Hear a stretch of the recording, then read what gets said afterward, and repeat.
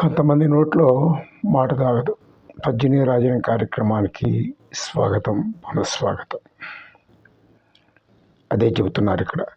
తన రహస్యమునొకనిచోననియును ఇతరులకు చెప్పవలదని హెచ్చరించు.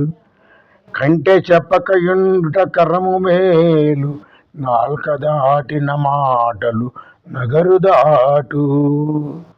నీకొక్కడికి చెప్తున్నా, ఇంకెవరికి చెప్పట్లేదు. రహస్యం రహస్యం రహస్యం అని అందరికీ రహస్యం చెప్తాడు.